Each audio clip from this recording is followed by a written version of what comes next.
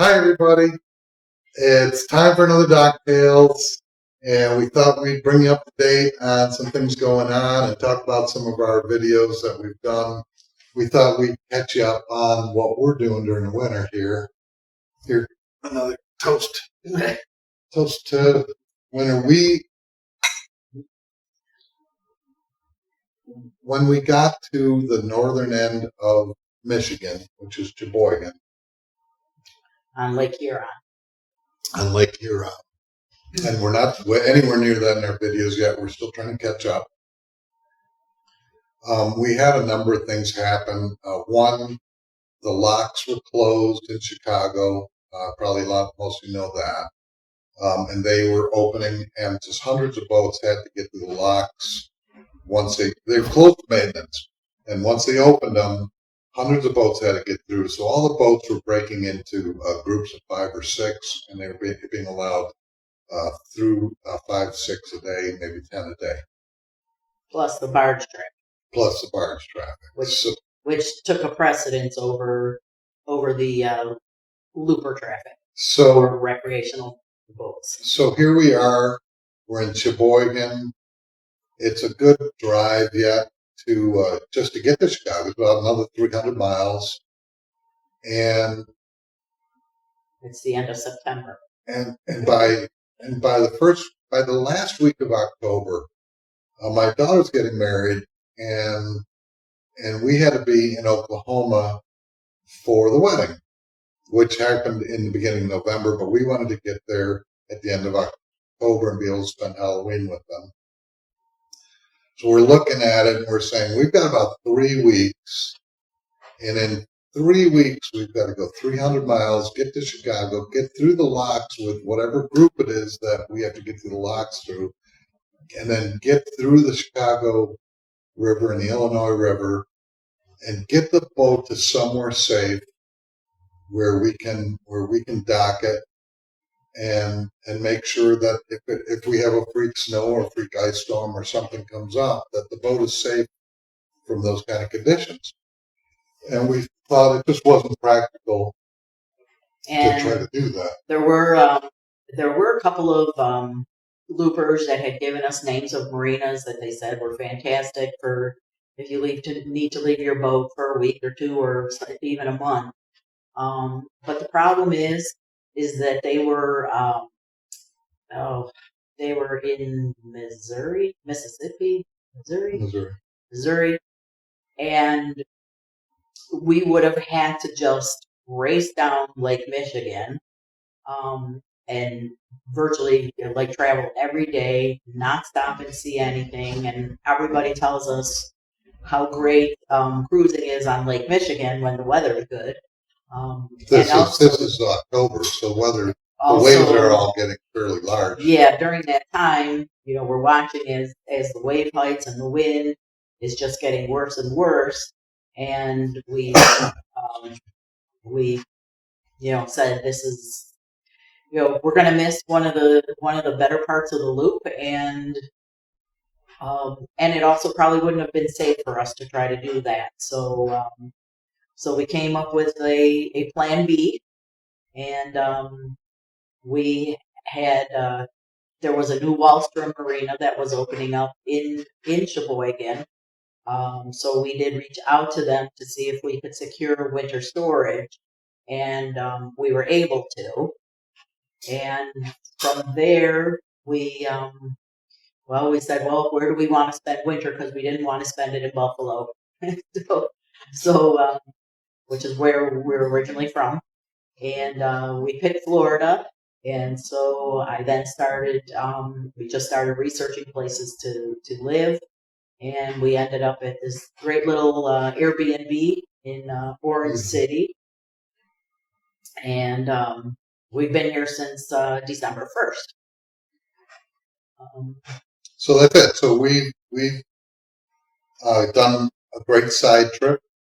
And in a future video, we don't need to tell you all about the side trips we've done, but wow, if you find yourself in a similar situation, don't hesitate to do what we did. Just put the boat in the storage and take a side trip. We've been to so many states, and we've been to so many things that we've never seen before that you would love it. You'd love it, and we'll cover future videos if you want to, if you're watching. Yeah, it was neat. Have to say it was a very stressful time. We also had to secure car rental, and there really wasn't. There's really nothing like that. Not even an Uber in Sheboygan, Michigan, and so. Oh my God! Yeah. We did find there was an enterprise car rental in Petoskey, which was 45 minutes away, and somebody there had given us the name of a gentleman who does basically taxi service. So we did reach out to him, and so we had to get like a 40-minute taxi ride to Petoskey just to get the rental car. And then we drove back and loaded that up, and we've been traveling ever since. And the best part about the whole thing is,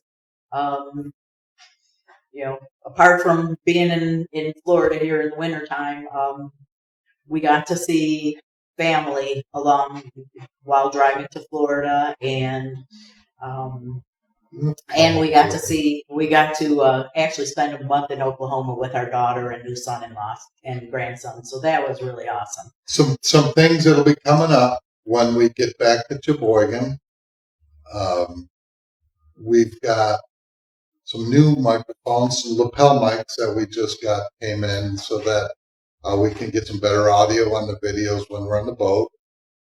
Because right now we're using the microphone that's built into our phones, and if it's a windy day, we get drowned out, and that just kills some of the videos. Yeah. So we've got some lapel mics that hopefully will help us fix that problem. We have some new camera equipment that we hope will be able to give us a GoPro, really cool angles that we don't have currently.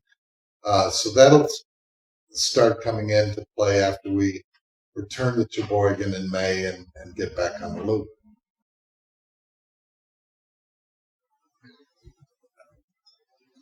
Grab your drink, and here's the Docktails.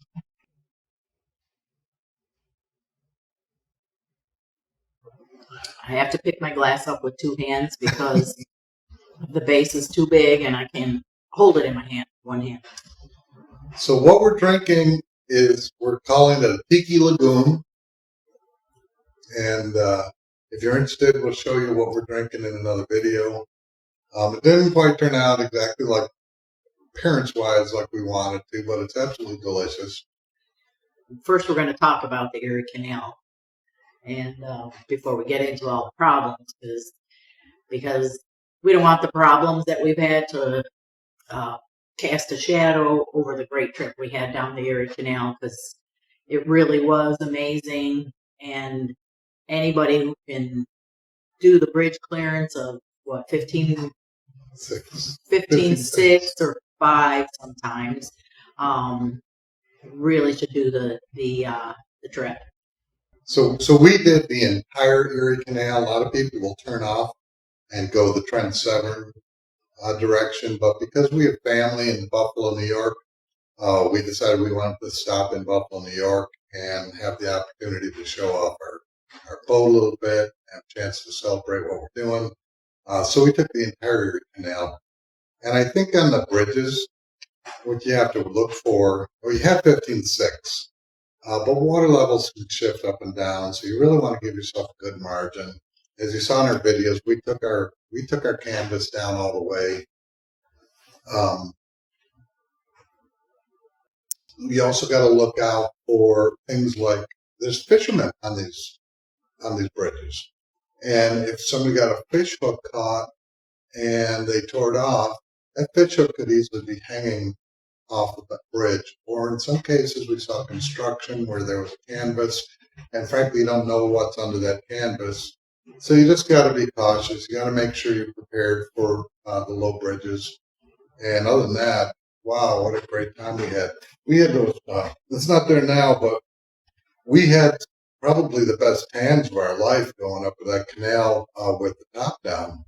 Another thing, just going back to the bridges for a second, don't be afraid to ask the bridge operators what side of the channel to get your deepest water. They usually know that. There were a couple of times where they told us stay to the right of the channel because it was just a safer water depth there. So they're very helpful and knowledgeable, and they're also a lot of fun. So don't be afraid to have some fun with them too. All right, so let's talk now about some of the power problems we've been discussing. Time out. There's something else. We wrote them down, so we got it right. So one more thing. So second thing about the canals. Not only is it a great trip, it's a very inexpensive trip because there are loads and loads of free walls, and many of them come with water and electric, which is unheard of these days. Most of them do. And there were even a couple that had laundry facilities. And I think for the few that we had to pay any money, it was a $10 a night donation. I mean, my gosh, you can't get a drink for $10. So really, if you're looking to cut some costs, because maybe somewhere along the line you had some high expenses, this is the place to do it. The very first problem that we encountered, and I need a drink.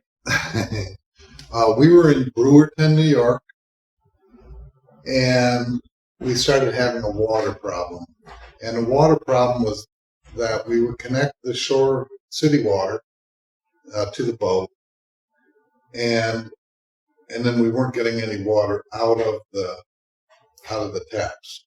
At first, I opened up a valve on the back of our boat that allows you to just run like a hose off the back. And I got water running that way, and I closed it again, and the water ran in the boat. Everything was fine. But that's next time I tried it, we weren't getting any water at all. And I'm not a boat mechanic, so I have no idea what that was or why that was. I figured there was something blocking the lines. What we did at that point was we just switched to using totally onboard water from the water tanks, which really wasn't a problem at all. Later on down the trip, we ended up in Black Rock at a place called Harbor Place. And the problem was a really simple problem. The water regulator, where the water actually connects onto the boat, there's a water regulator in there that controls the pressure going into the boat so that you have nice even pressure. And that had become too old to function properly. I don't want to say it got damaged because it didn't physically get damaged. It just wore out. Next one. We were in Clyde, New York, and I connected the shore power. Yeah, that's your thing. And I wasn't getting any shore power on one of our circuits. And one of them wasn't connecting at all. I just was throwing the switch. I wasn't getting any power. So what I went out and did, we keep spare power cords on board. So I just switched the power cord for a little while. That worked out fine, but then the power stopped working again. And when I took it apart, when I took the connection apart as it comes onto the boat, and so the outlet inside the boat was all burned up. And I think it's a fairly common problem that people get. A few miles up the road, there was a marina. I was getting the bike off the boat so that I could take a ride up there and find out if he had switches. But then there was a fisherman, and I so wish I remembered the guy's name, but I didn't write down, and I don't remember it. Thank you so much for helping us if you do see this. But he cleaned up his fishing gear, and he took us in the car, and he took me for a ride up to this place. And then the guy that works there, the guy that owns this place, went out to a boat, and he pulled exactly the part off one of the older boats that were there. And he told me he wanted, I think it was $20, which is a very good price. And I went to pay him, and in all the commotion and all the crisis of the moment where we were saying, oh my God, what are we going to do? How are we going to fix this? How are we going to get this working? What are we going to do? And in all that, I forgot to put my wallet in my pocket. So, swear to God, the guy thought I was a scammer, and I was just trying to get the part and run, and I don't blame him. But in the end, he did give me the part. And the next day, we drove up to Lyons, maybe an hour we drove, and we were much closer to where the original marina, where I bought that car was. Got the bike back off again, and I drove it up there, and I paid the guy up and I am so grateful to him too for trusting me and allowing me to have that part. It would have been just another crisis, another thing to look back at and say how ridiculous. Yeah, because when it was already getting dark too by the time all this was going on. So for Joe to ride his bike up to this marina, wasn't the safest thing, and then have to turn around and go back. So, so this owner actually, I think, lives on property. So he said, "Well, just get it to me in the morning." Yeah, I'm very grateful that just the idea that you can find people like that, and so many people along the loop are like that, are just helpful and willing to do things we wouldn't normally find that anybody willing to do, like giving you the part when you walk up to a complete stranger and letting him walk out the door, and on the trust that he's going to come back and give you the part, give you the money tomorrow. So what I did was I replaced the outlet in the boat, the one that was burned, and then I cut the ends off of both ends of the cord, and I keep spare cord ends on the boat, and I replaced those, and I put it all together. Everything worked great. I do think that this problem was an operator error that you could avoid it if you're careful. When I connected the shore power to the boat, what I was typically doing was connecting the cable, and I would twist it, it would lock, and I'd do both of them that way, and then I'd go about my business. Now the boat is rocking, all night or all day or however long it's sitting at that marina, and the whole time that outlet is moving around in there, and that that motion is what's creating that arc. So what I did and what I hadn't been doing was I made sure that I used the lock ring that's on the end of the cable to tighten that down and make sure that cord isn't going anywhere and it's not moving anymore. And I believe I've fixed that problem. I'll let you know in a future video if there's more to be said about that.